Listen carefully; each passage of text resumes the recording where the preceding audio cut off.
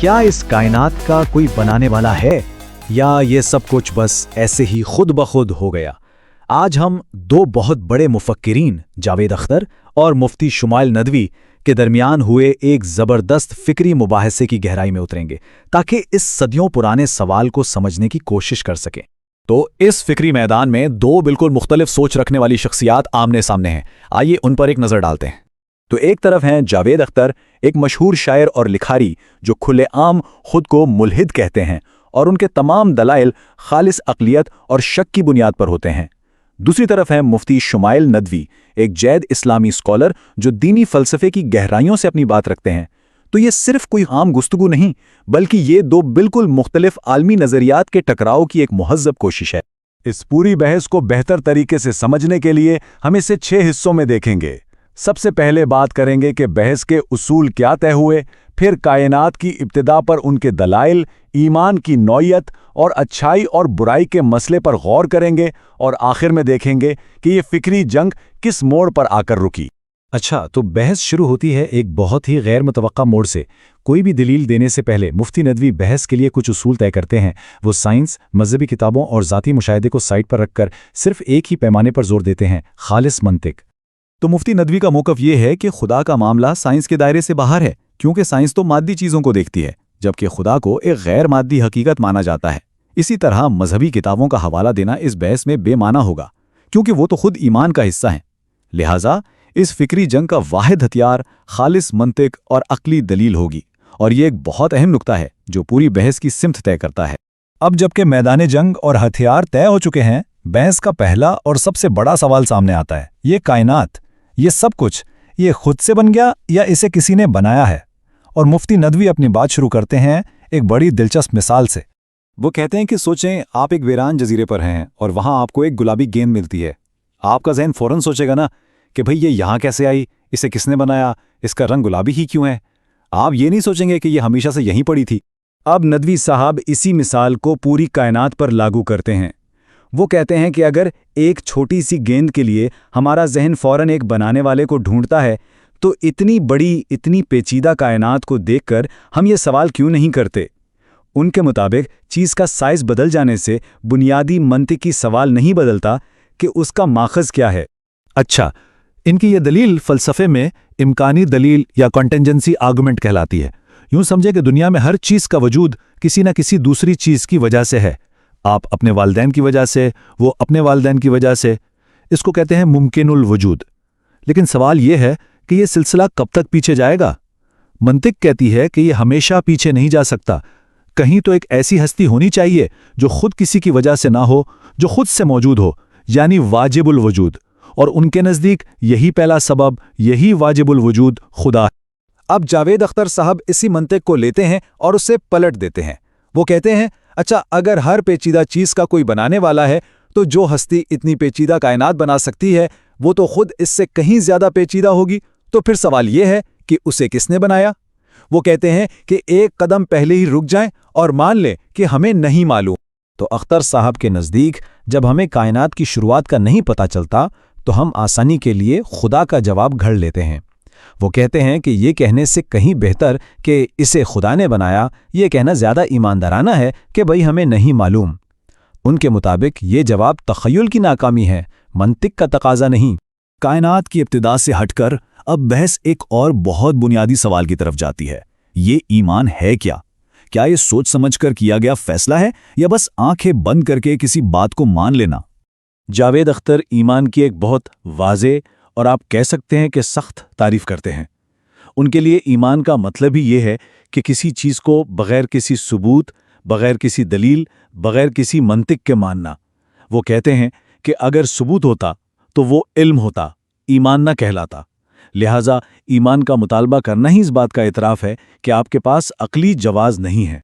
मुफ्ती नदवी इस तारीफ़ को बिल्कुल नहीं मानते। वो कहते हैं कि नहीं, हमारा ईमान अंधा नहीं है, बल्कि ये तो मंतिक और दलील का ही नतीजा है। वो अपनी इम्कानी दलील का हवाला देते हुए कहते हैं कि हम अक़ल का इस्तेमाल करके ही तो खुदा के वजूद तक पहुँचे हैं, तो ये ईमान सबूत पर ही मबनी है। और यहाँ से बहस अपने शायद सबसे मुश्किल और जज्बाती हिस्से में दाखिल होती है। यानी अगर खुदा इतना अच्छा और ताकतवर है तो इस दुनिया में इतनी तकलीफ, इतना दुख क्यों है? जावेद अख्तर यहाँ फ़लसफ़े का वो मशहूर सवाल उठाते हैं जिसे शर का मसला या द प्रॉब्लम ऑफ ईवल कहा जाता है। वो पूछते हैं कि अगर एक खुदा है जो सब कुछ कर सकता है, सब कुछ जानता है और बहुत रहम करने वाला है, तो फिर वो मासूम बच्चों को जंगों में मरते हुए कैसे देख सकता है? ये बातें एक साथ कैसे सच हो सकती हैं? और इस सवाल के जवाब में दोनों मुफक्किरीन के दरमियान जो नज़रियाती फ़र्क है वो बिल्कुल खुलकर सामने आ जाता है। अख्तर के लिए दुनिया में मौजूद ये दुख और नाइंसाफ़ी ही इस बात का सबूत है कि कोई मेहरबान खुदा नहीं हो सकता, जबकि मुफ्ती नदवी का मौक़िफ़ है कि ये दुनिया एक इम्तिहान है और तकलीफ़ और बुराई इस इम्तिहान का एक ज़रूरी हिस्सा है, जिसके पीछे की हिकमत शायद हमारी समझ से बाहर है। मतलब एक ही हकीकत की दो बिल्कुल अलग अलग तौजीहात। तो मंतिक, कायनात और अखलाकियात पर इतनी लंबी बहस के बाद हम कहाँ पहुँचते हैं? क्या कोई नतीजा निकला? देखें, आखिर में बहस किसी एक नतीजे पर नहीं पहुंचती, बल्कि दो अलग अलग फिक्री रास्तों को बहुत वाज़े कर देती है। एक तरफ है मजहबी मौक़िफ़ जो कहता है कि मंतिकी तौर पर कायनात के वजूद के लिए एक पहले सबब का होना ज़रूरी है, और दूसरी तरफ है दहरियत का मौक़िफ़ जो कहता है कि भाई सबूत कहाँ है और दुनिया में मौजूद दुख तो खुदा के तसव्वुर के ही खिलाफ जाता है। यहाँ एक और अहम नुक्ता उठता है, सबूत देने की जिम्मेदारी किसकी है? अख्तर साहब यहाँ मशहूर फिलॉसफी बर्ट्रैंड रसल की आसमानी चायदानी वाली मिसाल देते हैं कि अगर कोई ये दावा करे कि खला में एक चायदानी घूम रही है, तो ये बात साबित करना उसी की जिम्मेदारी है जो दावा कर रहा है, ना कि उसकी जो शक कर रहा है। इसी तरह वो कहते हैं कि खुदा के वजूद का सबूत भी मानने वालों को ही देना होगा। तो आखिर में ये मुबाहिसा हमें कोई हतमी जवाब तो नहीं देता, लेकिन एक बहुत गहरा सवाल हमारे सामने रख देता है कि असल में ईमान की बड़ी छलांग कौन सी है? ये मानना कि इस कायनात की वाहिद मंतकी वजाहत एक खालिक है, या ये मानना कि इस वजूद को किसी वजाहत की जरूरत ही नहीं है? कुछ सवाल शायद इतने ही पुराने हैं जितनी खुद इंसानियत जी। और उनमें सबसे बड़ा सवाल शायद यही है, क्या इस कायनात का कोई खालिक है? जी, और आज हम जिस मुबाहिसे पर बात कर रहे हैं वो इसी सवाल के गिर्द घूमता है, लेकिन इसका अंदाज बहुत ही अलग है। हमारे पास दो बहुत बड़े नाम हैं। एक तरफ हैं इस्लामी स्कॉलर मुफ्ती शुमाइल नदवी और दूसरी तरफ मशहूर शायर और खुद को दहरिया कहने वाले जावेद अख्तर। और जो चीज़ इस बहस को हजारों दूसरी बहसों से बिल्कुल अलग करती है वो है इसके उसूल। उसूल? जी, ये कोई जज्बाती नारेबाजी नहीं थी, ना ही कोई जाती हमले। शुरू में ही दोनों ने बैठकर कुछ बुनियादी उसूल तय कर लिए थे। अच्छा। और सबसे अहम उसूल ये था कि दलील सिर्फ और सिर्फ अकल और मंतिक की बुनियाद पर दी जाएगी। एक मिनट जी। यानी कोई मजहबी किताबों का हवाला नहीं? जी नहीं। ना ही कोई साइंसी थ्योरी? बिल्कुल नहीं। ये तो बहुत बड़ा चैलेंज था। मतलब दोनों ने अपने सबसे मजबूत हथियार, आप कह सकते हैं, पहले ही एक तरफ रख दिए। एक ने वही को और दूसरे ने साइंस को। बिल्कुल, और यही इस बहस की खूबसूरती है। मुफ्ती नदवी ने बहुत वाज़ेह कर दिया था कि वो कुरान या हदीस से दलील नहीं देंगे। क्यों? क्योंकि जावेद अख्तर उन्हें इल्म का जरिया नहीं मानते। सही। और इसी तरह उन्होंने साइंस को भी बहस से बाहर रखा। उनके मुताबिक साइंस का दायरा-ए-कार सिर्फ मादी दुनिया है, यानी फिजिकल वर्ल्ड। जी। साइंस ये बता सकती है कि कायनात कैसे काम करती है, लेकिन ये नहीं बता सकती कि ये क्यों वजूद में आई। इस सवाल पर साइंस बिल्कुल खामोश है। सही कहा आपने। तो फिर देखते हैं कि जब सिर्फ मंतिक के मैदान में ये मुकाबला हुआ तो क्या नतीजा निकला। मुफ्ती नदवी ने एक मेयार भी रखा था, कुती दलील का। उससे उनकी क्या मुराद थी? देखें, उनका कहना था कि वो ऐसी दलील पेश करेंगे जो 2 और 2 4 की तरह वाज़े हो। अच्छा। यानी एक ऐसा मंतिकी इस्तिदलाल जिसे अगर कोई समझ ले तो माने बगैर रह ना सके। ये बहुत बड़ा दावा था, है ना? बहुत बड़ा। तो बहस के उसूल तय हो गए। अब सवाल ये था कि पहला वार कौन और कैसे करता है। यहाँ मुफ्ती नदवी ने एक बहुत ही गैर रिवायती तरीका अपनाया। उन्होंने कोई फलसफे की भारी भरकम इस्तिलाह नहीं इस्तेमाल की, बल्कि एक कहानी सुनाई। कहानी? जी, और यही कहानी उनकी मरकजी दलील की बुनियाद है। उन्होंने कहा, तसव्वुर करें कि आप एक वीरान जजीरे पर हैं जहां आज तक कोई इंसान नहीं आया। ठीक है। और वहां रेत पर आपको एक चमकती हुई गुलाबी रंग की गेंद पड़ी मिलती है। वो पूछते हैं कि आपके जहन में सबसे पहला सवाल क्या आएगा? यही कि ये यहाँ कैसे आ गई? बिल्कुल। इसे कौन लाया होगा? یہ خود تو نہیں بن سکتی. یہی نکتہ ہے. آپ کا ذہن فوراً اس کے بنانے والے یا لانے والے کی طرف جائے گا. فلسفے کی دنیا میں اسے دلیل امکان کہتے ہیں. اچھا، آرگیومنٹ فرام کنٹینجنسی. جی، اس کی طاقت اس بات میں ہے کہ یہ سائنس کو چیلنج نہیں کرتی، بلکہ سائنس جہاں ختم ہوتی ہے یہ وہاں سے سوال شروع کرتی ہے. اسے تھوڑا اور آسان کریں گے؟ یہ ممکن الوجود اور واجب الوجود کیا چیز ہے؟ دیکھیے، ممکن الوجود ہر وہ چیز ہے جو وجود میں آنے کے لیے کسی اور کی محتاج ہو، جیسے یہ گیند، یہ میز، آپ، میں، ستارے. یعنی ہر وہ چیز جو خود سے وجود میں نہیں آ سکتی. بالکل. اور مفتی ندوی کا نکتہ یہ تھا کہ پوری کائنات بھی اسی گلابی گیند کی طرح ممکن الوجود ہے. یہ خود اپنی وضاحت نہیں کر سکتی. اور واجب الوجود؟ واجب الوجود وہ ہستی ہے جس کا وجود کسی اور کا محتاج نہ ہو، بلکہ اس کا موجود نہ ہونا ہی ناممکن ہو. وہ ہمیشہ سے ہو اور ہمیشہ رہے. اچھا. تو مفتی ندوی کے مطابق ممکن الوجود چیزوں کا یہ پورا سلسلہ کہیں نہ کہیں تو ختم ہونا چاہیے. یہ ایک ایسی ہستی پر جا کے رکنا چاہیے جو خود کسی کی بنائی ہوئی نہ ہو، ورنہ یہ سلسلہ کبھی شروع نہیں ہو پاتا. صحیح. اور وہ واجب الوجود ہی خدا ہے. یہ تو ایک بہت طاقتور دلیل لگتی ہے، لیکن جاوید اختر نے اس کا جواب کیسے دیا؟ سنا ہے انہوں نے اس کہانی کو ایک بالکل ہی مختلف زاویہ سے دیکھا. جی، اور ان کا جواب بہت ہی دلچسپ تھا. انہوں نے کہا، مجھے حیرت ہے کہ آپ کو ایک چھوٹی سی گلابی گیند پر تو اتنی حیرت ہوئی، لیکن اس پورے جزیرے پر کوئی حیرت نہیں ہوئی جس پر وہ گیند پڑی تھی. واہ! آپ نے جزیرے کے بارے میں کیوں نہیں پوچھا کہ یہ کس نے بنایا؟ یہ تو شطرنج کی چال جیسی بات ہے. انہوں نے سوال کو ہی الٹ دیا. بالکل.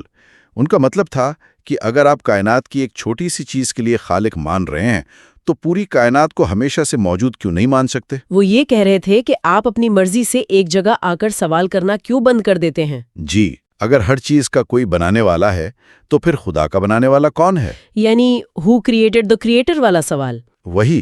اور اگر خدا بغیر کسی بنانے والے کے ہو سکتا ہے تو پھر کائنات خود بغیر کسی بنانے والے کے کیوں نہیں ہو سکتی؟ اس طرح انہوں نے ثبوت کا بوجھ واپس مفتی ندوی پر ڈال دیا. تو کیا جاوید اختر کا یہ سوال مفتی صاحب کی دلیل کو پوری طرح سے رد کر دیتا ہے؟ نہیں، پوری طرح سے نہیں. فلسفے میں اسے ٹرٹلز آل دی وے ڈاؤن کا مسئلہ کہتے ہیں. مطلب یہ سلسلہ کبھی ختم نہیں ہوگا. مفتی ندوی جیسے مفکرین کا جواب یہ ہوتا ہے کہ واجب الوجود ہستی کی تعریف ہی یہ ہے کہ وہ غیر مخلوق ہے. یعنی ان کاسٹ. جی، وہ منطقی طور پر ضروری ہے، جبکہ کائنات کی ہر چیز ممکن الوجود ہے، یعنی غیر ضروری.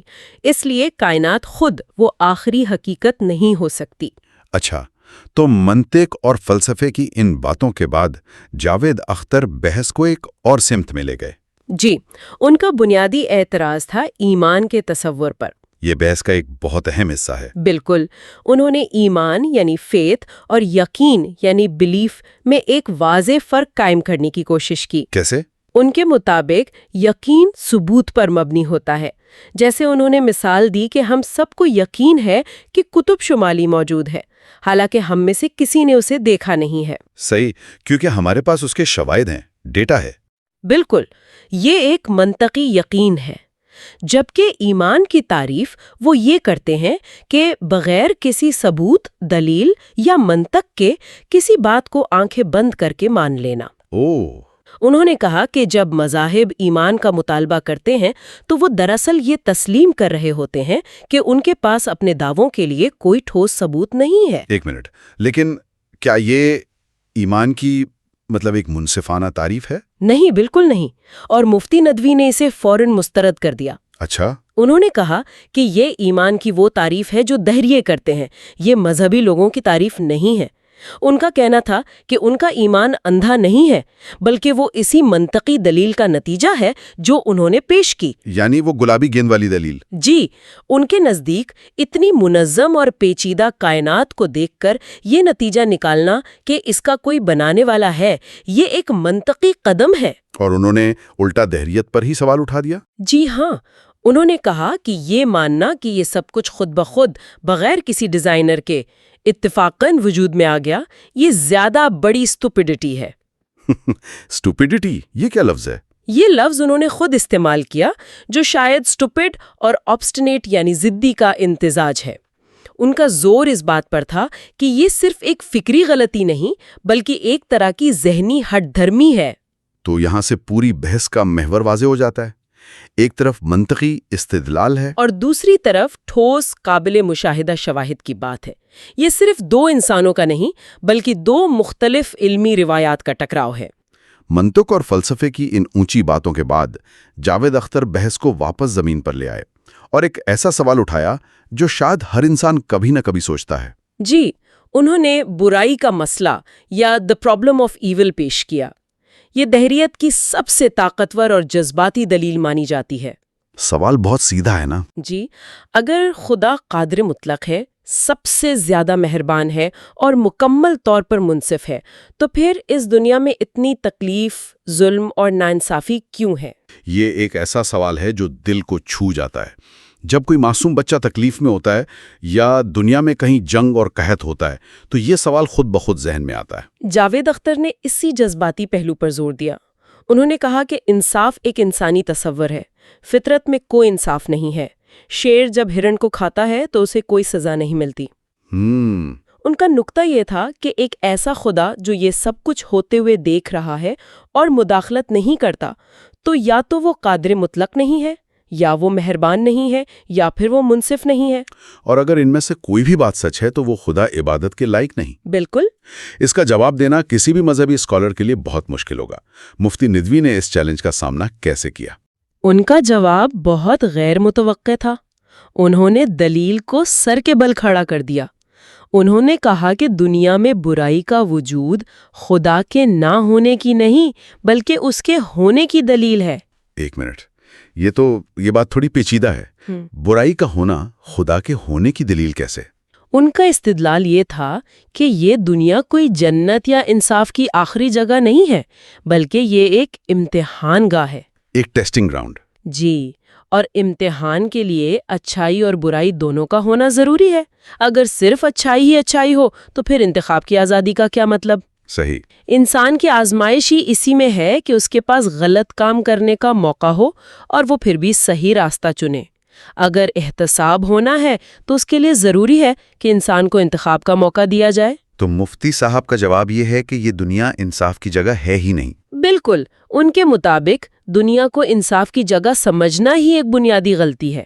ان کی نظر میں یہ ایک ٹریننگ گراؤنڈ ہے، فائنل میچ آخرت میں ہوگا۔ اچھا۔ انہوں نے ایک اور نقطہ سمیع کیا کہ ہم خدا کی صفات میں سے صرف مہربانی اور طاقت کو دیکھتے ہیں، لیکن اس کی ایک صفت حکیم یعنی آل وائز ہونا بھی ہے، اور ہماری محدود عقل اس کی مکمل حکمت کو نہیں سمجھ سکتی۔ لیکن ظاہر ہے جاوید اختر کے لیے یہ جواب ناقابل قبول ہوگا کیونکہ وہ آخرت کے تصور کو ہی نہیں مانتے۔ بالکل، یہی اس بحث کا ایک اور بنیادی نقطہ ہے۔ مفتی ندوی کا پورا جواب آخرت کے تصور پر کھڑا ہے۔ اگر آپ آخرت کو مساوات سے نکال دیں تو ان کی دلیل کا کوئی مطلب نہیں رہتا۔ جی، جبکہ جاوید اختر صرف اسی دنیا کی بنیاد پر بات کر رہے ہیں۔ ان کے لیے اس دنیا میں انصاف نہ ملنا ہی حتمی ناانصافی ہے۔ تو جب ہم اس پوری گفتگو کو سمیٹتے ہیں تو دو بالکل مختلف دنیاؤں کی تصویر سامنے آتی ہے۔ جی، ایک طرف مفتی ندوی کی دنیا ہے جو منطقی لزوم پر قائم ہے کہ یہ کائنات خود اپنی وضاحت نہیں کر سکتی، اسے لازماً ایک واجب الوجود خالق کی ضرورت ہے۔ ان کے لیے خدا کا وجود ایک منطقی ضرورت ہے۔ اور دوسری طرف جاوید اختر ہیں جن کی دنیا تجرباتی حقیقت اور ٹھوس شواہد پر مبنی ہے۔ جی، وہ تاریخ کو دیکھتے ہیں، دنیا میں موجود ناانصافی کو دیکھتے ہیں اور ایمان کے تصور کو غیر منطقی سمجھتے ہیں۔ اور دونوں اپنی اپنی جگہ پر مضبوط دلائل رکھتے ہیں۔ بالکل، ایک کی دلیل خالصتاً عقلی اور فلسفیانہ ہے، دوسرے کی دلیل زیادہ حسیاتی اور تجرباتی ہے۔ سننے والا خود فیصلہ کرتا ہے کہ کون سی دلیل اسے زیادہ متاثر کرتی ہے۔ یہ گفتگو واقعی ذہن کے دریچے کھول دیتی ہے اور یہ سننے والوں کے لیے ایک بہت گہرا سوال بھی چھوڑ جاتی ہے۔ اگر ایک لمحے کے لیے مان لیا جائے کہ خدا اچھائی اور برائی کا معیار نہیں ہے تو پھر اخلاقیات کی بنیاد کیا ہے؟ یہ ایک بہت اہم سوال ہے۔ کیا صحیح ہے اور کیا غلط، اس کا فیصلہ کون کرے گا؟ کیا معاشرہ یا اکثریت یہ فیصلہ کرے گی؟ اگر ایسا ہے تو تاریخ میں ایسے معاشرے بھی گزرے ہیں جہاں غلامی کو اخلاقی طور پر درست سمجھا جاتا تھا۔ تو پھر کیا طاقتور لوگ یہ فیصلہ کریں گے یا ہر فرد اپنی مرضی سے اپنی اخلاقیات طے کرے گا؟ اگر کوئی موضوعی یعنی آبجیکٹیو اخلاقی معیار نہیں ہے تو پھر ہم کسی بھی عمل کو حتمی طور پر اچھا یا برا کیسے کہہ سکتے ہیں؟ یہ وہ سوال ہے جس پہ شاید اس بحث سے بھی زیادہ سوچنے کی ضرورت ہے۔ آج ہمارے سامنے خدا کے وجود پر جاوید اختر اور مفتی شمائل ندوی کے درمیان ہوئے ایک مباحثے کا تجزیہ ہے۔ جی، اور یہ ایک ایسا مباحثہ ہے جہاں فلسفہ، منطق اور جذبات سبھی کچھ استعمال ہوا ہے۔ لیکن جو پہلی چیز فوراً نظر آتی ہے وہ یہ ہے کہ مباحثے کا ڈھانچہ ہی کچھ ایسا تھا کہ مقررین ایک دوسرے کی اصل دلیلوں پر بات ہی نہیں کر پائے۔ بالکل، ایسا لگا جیسے وہ متوازی گفتگو کر رہے ہیں۔ جی، جیسے دو الگ الگ پٹریوں پر ٹرینیں چل رہی ہوں۔ اس کی سب سے واضح مثال میرے خیال میں مفتی صاحب کی مرکزی دلیل تھی۔ اچھا، انہوں نے اپنی پوری بحث کی بنیاد فلسفے کی ایک بہت پرانی دلیل پر رکھی جسے دلیل امکان کہتے ہیں۔ Contingency argument. اس کو تھوڑا سا کھولیں گے کیونکہ اس کو سمجھے بغیر یہ سمجھنا مشکل ہے کہ جاوید اختر صاحب کا جواب کمزور کیوں تھا۔ ضرور، دیکھیں یہ دلیل بہت سادہ ہے۔ یہ کہتی ہے کہ کائنات میں ہر چیز کا وجود کسی دوسری چیز پر منحصر ہے۔ ممکن الوجود یعنی بالکل، ہو بھی سکتی تھی، نہیں بھی ہو سکتی تھی۔ آپ کا اور میرا وجود ہمارے والدین پر، اس سیارے کا وجود سورج پر، اور یہ سلسلہ چلتا رہتا ہے۔ جی، اب اگر ہر چیز کسی اور چیز کی محتاج ہے تو پوری کائنات بھی تو بحیثیت مجموعی کسی دوسری چیز کی محتاج ہوئی نا؟ وہ خود سے تو وجود میں نہیں آ سکتی، تو پھر اس منطقی زنجیر کو کہیں تو ختم ہونا ہے، اور وہ ایک ایسے وجود پر ختم ہوگی جو خود کسی کا محتاج نہ ہو، جو واجب ہو، ضروری ہو، جس کا وجود ہی اس کی اپنی ذات کا حصہ ہو۔ بالکل، یہی اس دلیل کا نچوڑ ہے۔ اب کمزوری کہاں آتی ہے؟ وہیں جہاں جاوید صاحب اس کا جواب دیتے ہیں۔ جی، وہ اس منطقی زنجیر کی کسی کڑی کو توڑنے کی کوشش ہی نہیں کرتے، بلکہ وہ گفتگو کا رخ ہی بدل دیتے ہیں۔ وہ ایمان کے تصور پر تنقید شروع کر دیتے ہیں، مذہب کی تاریخی کمزوریوں پر بات کرنے لگتے ہیں، یعنی ایک فریق فلسفے کی زبان میں بات کر رہا ہے اور دوسرا سماجیات کی۔ تو اس سے تو ایک خلا پیدا ہونا ہی تھا، اصل بحث تو وہیں کی وہیں رہ گئی۔ لیکن یہاں ایک سوال ہے، کیا ایک مباحثے میں آپ اپنے مخالف کو مجبور کر سکتے ہیں کہ وہ آپ کی بنائی ہوئی پچ پر ہی کھیلے؟ بہت اچھا سوال ہے۔ شاید جاوید صاحب نے جان بوجھ کر اس منطقی بحث سے گریز کیا ہو سکتا ہے، آپ مجبور تو نہیں کر سکتے، لیکن آپ بحث کو ترتیب ایسے دے سکتے ہیں کہ گریز کرنا مشکل ہو جائے۔ اچھا، تو یہاں بہتری کی تجویز یہ ہے کہ ہر مقرر پر یہ لازم ہو کہ وہ اپنی بات کرنے سے پہلے مخالف کی بنیادی دلیل کو یا تو توڑے یا اس سے اتفاق کرے۔ اس کی عملی شکل کیا ہوتی؟ مطلب اگر آپ وہاں ہوتی تو کیا کرتی؟ میں جاوید صاحب سے سیدھا یہ سوال پوچھتی۔ جاوید صاحب، مفتی صاحب کی دلیل کے دو ستون ہیں، ایک کائنات کی ہر شے ممکن ہے، دوسرا ممکنات کا لامتناہی سلسلہ ناممکن ہے۔ آپ ان میں سے کس بات کو مسترد کرتے ہیں؟ واہ! کیا آپ سمجھتے ہیں کہ کائنات کا وجود ضروری ہے، یا یہ کہ چیزیں بغیر کسی سبب کے ہمیشہ سے ایک دوسرے کو پیدا کرتی آ رہی ہیں؟ زبردست! یہ سوال تو انہیں سیدھا منطق کے میدان میں لے آتا ہے۔ بالکل، اب وہ ایمان یا تاریخ کی طرف نہیں جا سکتے، انہیں منطق کا جواب منطق سے دینا پڑے گا۔ صحیح، اور اسی طرح جب ایمان پر بار بار تنقید ہو رہی تھی تو مفتی صاحب شروع میں ہی ایمان کی ایک متفقہ تعریف پر زور دے سکتے تھے۔ وہ کہہ سکتے تھے کہ آگے بڑھنے سے پہلے یہ تو طے کر لے کہ ایمان سے ہماری مراد کیا ہے۔ کیا یہ آنکھیں بند کر کے ماننا ہے یا شواہد کی بنیاد پر ایک عقلی نتیجہ نکالنا ہے؟ اس سے بحث کی بنیاد ہی واضح ہو جاتی۔ تو پہلا سبق یہ ہوا کہ منطقی بنیادوں پر براہ راست ٹکرائے بغیر بحث آگے نہیں بڑھ سکتی۔ بالکل، اور یہ ہمیں دوسرے بڑے مسئلے کی طرف لے جاتا ہے۔ جب منطق کی زمین چھوڑ دی جائے تو پھر جذبات کا میدان ہی بچتا ہے۔ اور اس مباحثے میں یہ برائی کے مسئلے کی صورت میں سامنے آیا، پرابلم آف ایول۔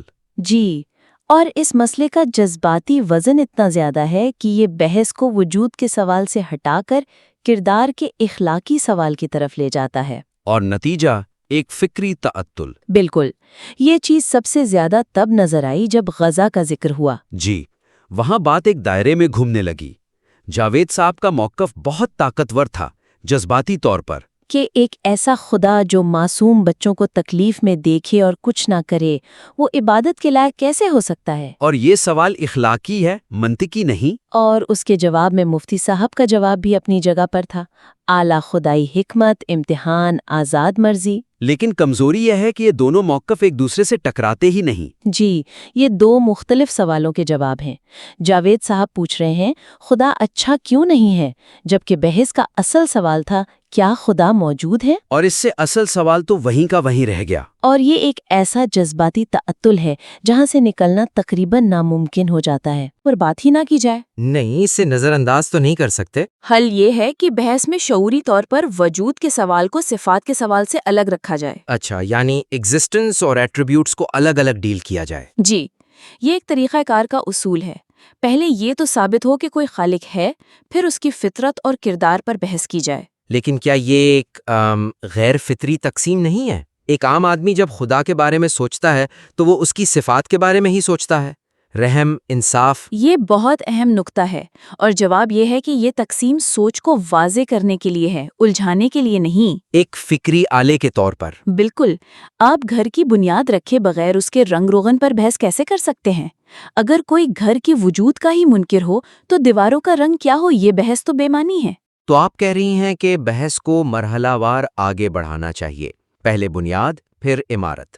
جی، مثال کے طور پر جب غزہ کا ذکر آیا اور بحث جذباتی ہوئی، ہاں، تو وہاں یہ کہا جا سکتا تھا جاوید صاحب آپ کا سوال بہت اہم ہے، لیکن ایک لمحے کے لیے خالق کے صفات کو ایک طرف رکھتے ہیں کہ وہ مہربان ہے یا نہیں۔ پہلے یہ بتائیں کیا منطق کسی سبب اول یعنی فرسٹ کاز کے وجود کو لازم قرار دیتی ہے، چاہے ہم اسے اچھا سمجھیں یا برا؟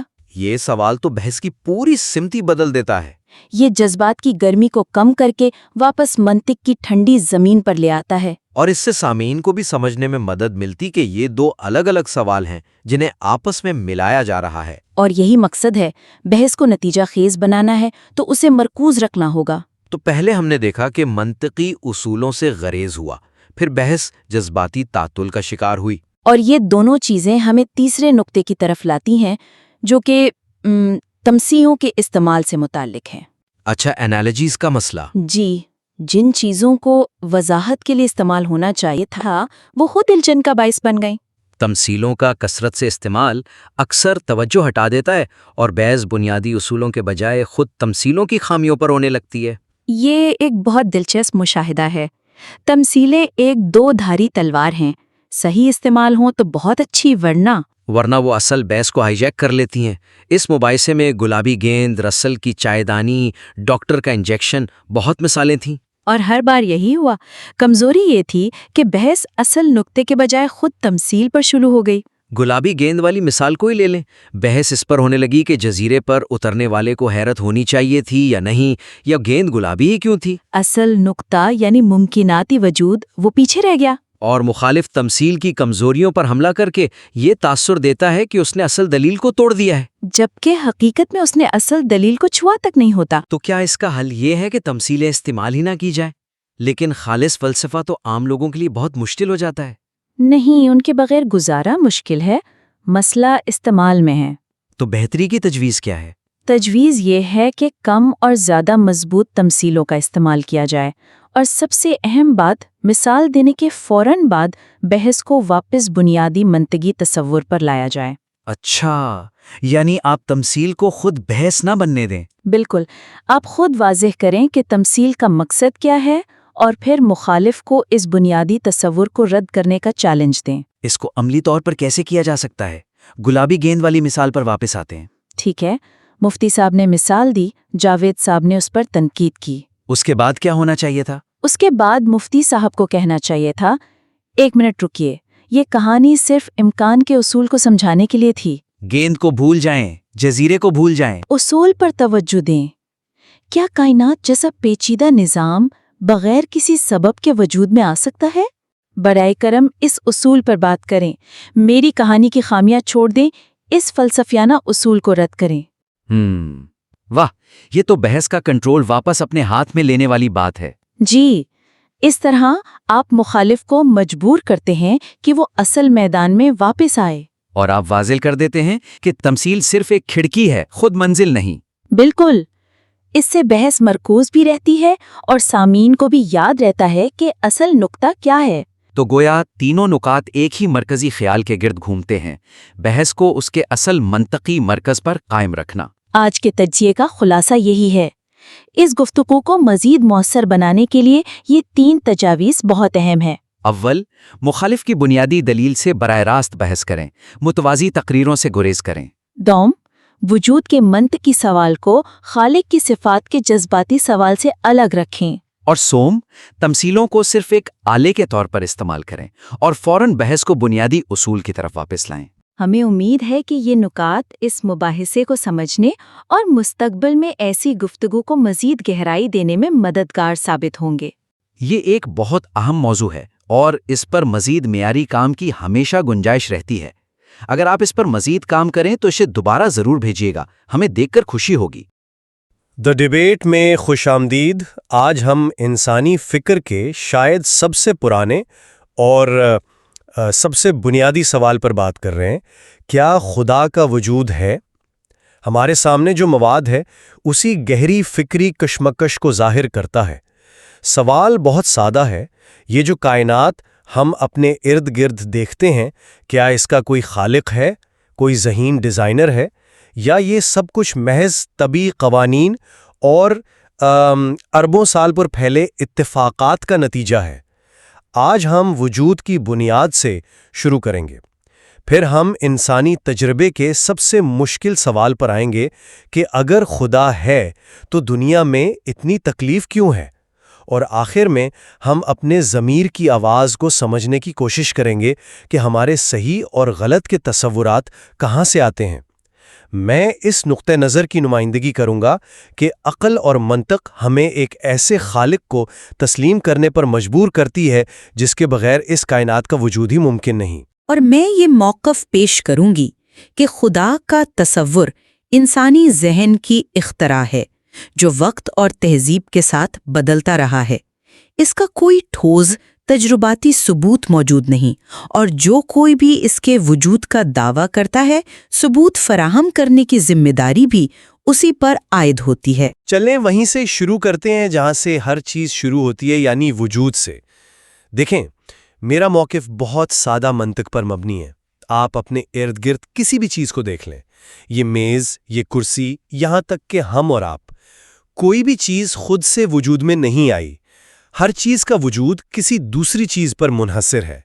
میز لکڑی پر، لکڑی درخت پر، درخت بیج پر، اور یہ سلسلہ چلتا رہتا ہے۔ فلسفے میں ہم ایسی چیزوں کو ممکن الوجود کہتے ہیں، یعنی وہ چیزیں جو ہو بھی سکتی تھیں اور نہیں بھی، اور جن کا وجود اپنے سے باہر کسی سبب کا محتاج ہے۔ اب سوال یہ پیدا ہوتا ہے کہ اگر ہر چیز ایک پچھلی وجہ پر منحصر ہے تو یہ اسباب کی زنجیر شروع کہاں سے ہوئی؟ یہ ڈومینو کی گرنے کی طرح ہے۔ آپ دیکھتے ہیں کہ 1000واں ڈومینو گرا ہے کیونکہ اسے 999 نے گرایا، لیکن آخر میں کوئی پہلا ڈومینو تو ہوگا جسے کسی نے دھکا دیا ہوگا۔ یہ نہیں ہو سکتا کہ یہ زنجیر لامحدود طور پر ماضی میں چلتی چلی جائے۔ عقل اس لامتناہی تسلسل کو، جسے انفینٹ ریگریس کہتے ہیں، قبول نہیں کرتی۔ منطق کا تقاضا ہے کہیں نہ کہیں ایک پہلا سبب، ایک غیر مسبب ضرور ہو، کوئی ایسی ہستی جو خود کسی کی محتاج نہ ہو، جو اپنے وجود کے لیے خود کافی ہو۔ فلسفے میں اسی کو واجب الوجود یعنی نیسیسری بینگ کہتے ہیں، اور یہی تصور خدا کی بنیاد ہے۔ یہ ڈومینو والی مثال دلچسپ ہے، لیکن میں اس مسئلے کو ایک بالکل مختلف زاویے سے دیکھتی ہوں۔ آپ ایک تجریدی منطقی دلیل پیش کر رہی ہیں، جبکہ میں انسانی تاریخ کو دیکھتی ہوں۔ خدا کا تصور کوئی آفاقی حقیقت نہیں ہے جو ہمیشہ سے ایک جیسا رہا ہو۔ یہ تو ہر تہذیب اور ہر دور میں بدلتا رہا ہے۔ قدیم یونانیوں کے زیوس اور اپولو تھے، رومیوں کے جوپیٹر اور مارس تھے، مصریوں کے را اور آئسس تھے۔ ان تہذیبوں کے بڑے بڑے ذہین لوگ، فلسفی اور سائنسدان ان دیوتاؤں پر پختہ یقین رکھتے تھے۔ آج ہم ان کو محض کہانیاں سمجھتے ہیں۔ اس سے کیا ظاہر ہوتا ہے؟ یہی کہ خدا کا تصور انسانی ضروریات، خوف اور سماج کی پیداوار ہے۔ دوسری بات، آپ منطق کی بات کرتے ہیں، لیکن مذہب کا بنیادی مطالبہ تو ایمان کا ہوتا ہے۔ ایمان کا مطلب ہے کسی چیز کو بغیر ثبوت کے مان لینا۔ یہ عقل اور منطق کی ضد ہے۔ مشہور فلسفر برٹرنڈ رسل نے اس کی ایک بہترین مثال دی تھی۔ وہ کہتے ہیں کہ اگر میں دعویٰ کروں کہ نظام شمسی میں زمین اور مریخ کے درمیان چائے کی ایک کیتلی گردش کر رہی ہے جو اتنی چھوٹی ہے کہ کسی دوربین سے نظر نہیں آ سکتی، تو کیا آپ میری بات مان لیں گے؟ اور اگر آپ نہیں مانیں گے تو کیا مجھ پر لازم نہیں کہ میں اس کا ثبوت دوں؟ یا یہ آپ کی ذمہ داری ہے کہ آپ ثابت کریں کہ ایسی کوئی کیتلی نہیں ہے؟ ظاہر ہے ثبوت کی ذمہ داری دعویٰ کرنے والے پر ہوتی ہے۔ جو لوگ خدا کے وجود کا دعویٰ کرتے ہیں انہیں اس کا ثبوت دینا ہوگا، نہ کہ شک کرنے والوں کو اس کی نفی کرنی ہوگی۔ آپ ثبوت نہ ہونے کی بات کرتے ہیں، لیکن بہت سے لوگوں کے لیے سب سے بڑا مسئلہ ثبوت کی کمی نہیں بلکہ اس دنیا میں موجود مصائب ہیں۔ وہ کہتے ہیں کہ اگر ایک مہربان اور ہر چیز پر قادر خدا موجود ہے تو پھر یہ سب کچھ کیوں ہو رہا ہے؟ آپ اس تضاد کو کیسے دیکھتی ہیں؟ بالکل، میرے خیال میں یہ دہریت کے حق میں سب سے طاقتور دلیل ہے۔ اگر آپ ایک ایسے خدا پر یقین رکھتے ہیں جو قادر مطلق بھی ہے، یعنی سب کچھ کر سکتا ہے، اور رحیم بھی ہے، یعنی بے حد مہربان ہے، تو پھر اس دنیا میں موجود بے پناہ تکلیف اور ظلم کی کیا وضاحت ہے؟ میں صرف جنگوں یا انسانوں کے کیے گئے ظلم کی بات نہیں کر رہی، جیسے غزہ میں معصوم بچوں پر بمباری ہو رہی ہے۔ میں قدرتی آفات کی بات کر رہی ہوں۔ ایک زلزلہ آتا ہے اور ہزاروں بے گناہ لوگ، بچے، بوڑھے، عورتیں ملبے تلے دب کر مر جاتے ہیں۔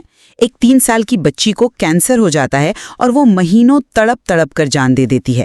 اس میں اس بچی کا یا کسی اور انسان کا کیا قصور تھا؟ اگر خدا موجود ہے اور یہ سب روک سکتا ہے لیکن نہیں روکتا تو وہ مہربان کیسے ہوا؟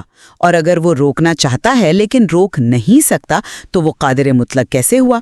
یہ کہنا کہ یہ سب آزمائش ہے مجھے سب سے زیادہ غیر منطقی لگتا ہے۔ اس 3 سال کی بچی کا کیا امتحان لیا جا رہا تھا؟ یہ دلیل میری سمجھ سے بالکل باہر ہے۔ غزہ میں ایک بچے کی تکلیف دیکھ کر یا کینسر میں مبتلا کسی معصوم کو دیکھ کر یہ سوال اٹھانا بالکل فطری ہے، اور ایمانداری کی بات ہے کہ یہ سب سے مشکل سوال ہے۔ اگر ہم اس تکلیف کو سنجیدگی سے نہیں لیتے تو یہ بحث بے معنی ہے۔ لیکن کیا اس کا واحد لازمی نتیجہ یہی ہے کہ خدا کا وجود نہیں، یا یہ بھی ممکن ہے کہ ہمارا فہم محدود ہو؟ دیکھیں، جہاں تک انسانی ظلم کا تعلق ہے، جیسے جنگیں، تو اس کی وضاحت آزاد مرضی کے تصور سے کی جاتی ہے۔ خدا نے انسان کو صحیح اور غلط کا انتخاب کرنے کی آزادی دی ہے۔ اگر وہ ہر غلط کام پر مداخلت کر کے کسی کو روک دے تو اس آزادی کا تصور ہی ختم ہو جاتا ہے اور انسان ایک روبوٹ بن کر رہ جاتا ہے۔ زیادہ تر برائیاں اسی آزاد مرضی کے غلط استعمال کا نتیجہ ہیں۔ رہی بات قدرتی آفات اور بیماریوں کی، تو وہاں معاملہ زیادہ پیچیدہ ہے۔ ایک نظریہ یہ ہے کہ یہ دنیا آرام کی جگہ نہیں بلکہ ایک امتحان گاہ ہے، اور امتحان کے لیے سختی اور آسانی دونوں کا ہونا ضروری ہے۔ خدا کی صفات میں صرف مہربانی ہی نہیں بلکہ حکمت بھی شامل ہے۔ ہو سکتا ہے کہ ان تکالیف میں کوئی ایسی حکمت پوشیدہ ہو جسے ہم اپنی محدود عقل سے سمجھنے سے قاصر ہیں۔ دیکھیں، یہ آزاد مرضی والی دلیل مجھے ہمیشہ پریشان کرتی ہے۔ ایک طرف تو یہ منطقی لگتی ہے، لیکن جب آپ اسے کسی قدرتی آفت پر لاگو کرتی ہیں، زلزلہ، سونامی، جہاں انسان کا کوئی عمل دخل نہیں، تو یہ دلیل بالکل بیکار ہو جاتی ہے۔ وہاں کون سی آزاد مرضی کام کر رہی تھی؟ اور جہاں تک حکمت یا خدا کے پراسرار طریقوں کی بات ہے تو معاف کیجیے گا، یہ کوئی جواب نہیں ہے، یہ تو سوال سے بھاگنے کا ایک طریقہ ہے۔ جب آپ کے پاس کسی چیز کی منطقی وضاحت نہیں ہوتی تو آپ کہہ دیتے ہیں کہ اس میں کوئی پوشیدہ حکمت ہے۔ یہ فکری دیانتداری نہیں ہے، یہ تو کسی بھی مشکل سوال کو بغیر جواب دی ختم کرنے کا ایک آسان نسخہ ہے۔ اگر کوئی چیز سمجھ نہیں آ رہی تو یہ مان لینا چاہیے کہ ہم نہیں جانتے، نہ کہ ایک غیر مری حکمت کا مفروضہ گڑھ لیا جائے۔ اور مشکل مسئلے سے واپس منطق کی طرف آتے ہیں۔ آپ نے ثبوت کی نوعیت پر بات کی تھی۔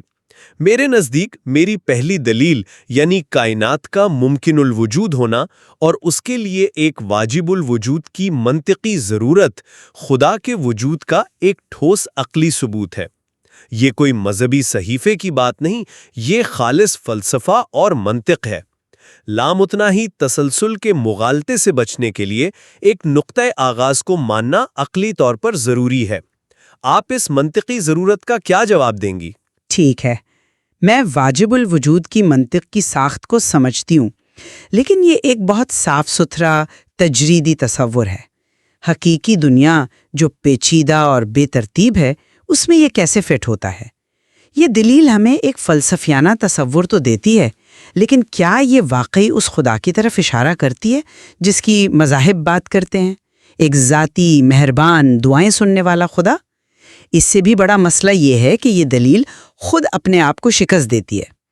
آپ کہتے ہیں کہ ہر پیچیدہ چیز کا کوئی بنانے والا ہونا چاہیے، کائنات بہت پیچیدہ ہے اس لیے اس کا کوئی خالق ہونا چاہیے۔ بہت خوب، لیکن اگر ایسا ہے تو وہ خالق تو خود کائنات سے بھی کہیں زیادہ پیچیدہ، ذہین اور طاقتور ہوگا، ہے نا؟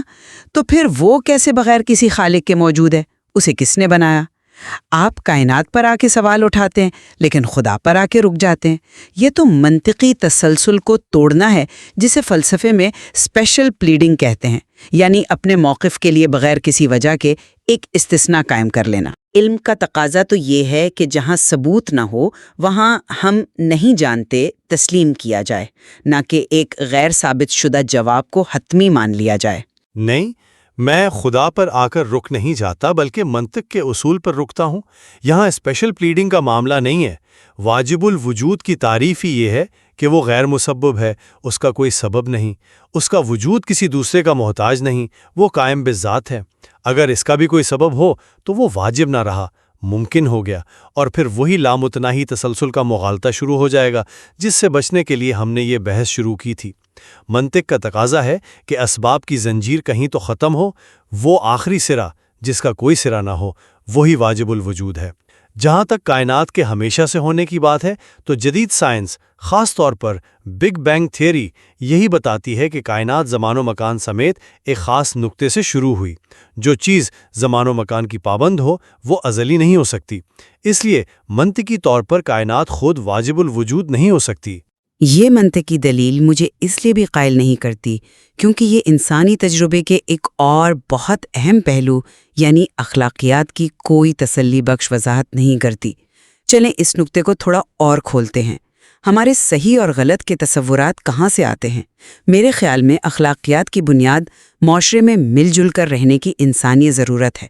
یہ کوئی آسمان سے اتری ہوئی چیز نہیں ہے۔ یہ اصول انسانوں نے لاکھوں سال کے ارتقاء کے دوران خود بنائے ہیں تاکہ معاشرتی نظام چل سکے۔ یہ ایک قسم کا سماجی معاہدہ ہے۔ ہم جانتے ہیں کہ قتل کرنا، چوری کرنا یا جھوٹ بولنا معاشرے کے لیے نقصان دہ ہے۔ اس سے آفر تفریح پھیلتی ہے اور باہمی اعتماد ختم ہوتا ہے، اس لیے ہم نے انہیں برا قرار دیا۔ اسی طرح سچائی، ہمدردی اور تعاون معاشرے کو مضبوط بناتے ہیں، اس لیے ہم نے انہیں اچھا کہا۔ اس کے لیے کسی مافوق فطرت ہستی کی ضرورت کہاں ہے؟ مجھے اس استدلال سے شدید اختلاف ہے۔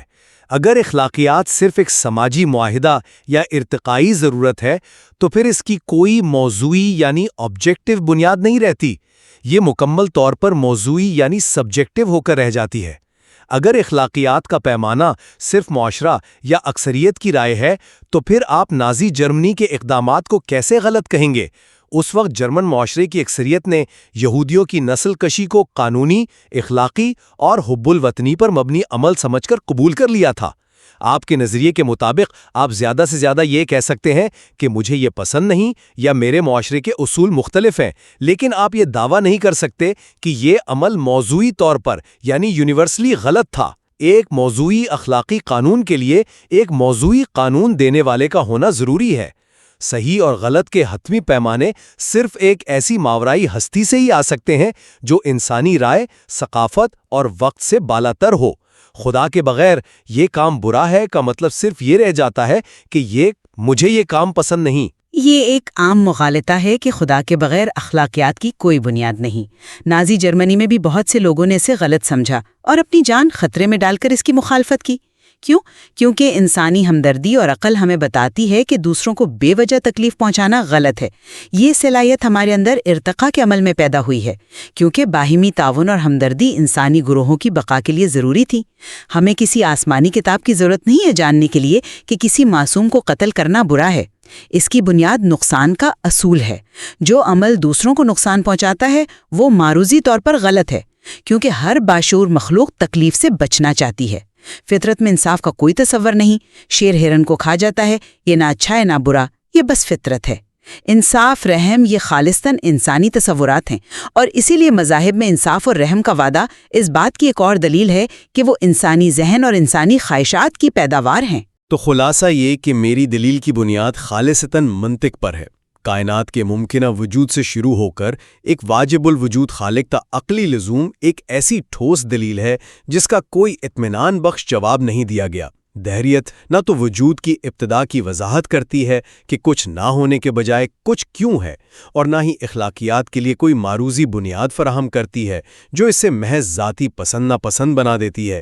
یہ ہم نہیں جانتے کہ ایک فکری خلا میں چھوڑ دیتی ہے، جبکہ منطق ہمیں ایک واضح نتیجے کی طرف رہنمائی کرتی ہے۔ اور میرا موقف یہ ہے کہ بغیر ٹھوس ثبوت کے کسی مافوق الفطرت ہستی پر ایمان لانے کا مطالبہ غیر عقلی ہے۔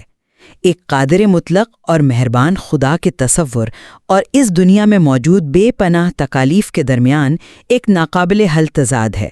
تاریخ ہمیں بتاتی ہے کہ خدا کے تصورات انسانی ایجاد ہیں جو وقت کے ساتھ بدلتے اور ختم ہوتے رہے ہیں۔ فکری دیانتداری کا تقاضا یہی ہے کہ جہاں ہمارے پاس ثبوت نہ ہو وہاں ہم اپنی لا علمی کو تسلیم کریں، بجائے اس کے کہ ہم کائنات سے بھی زیادہ پیچیدہ ایک خالق کا تصور گھڑ لیں اور پھر یہ کہیں کہ اس پر مزید سوال نہیں اٹھایا جا سکتا۔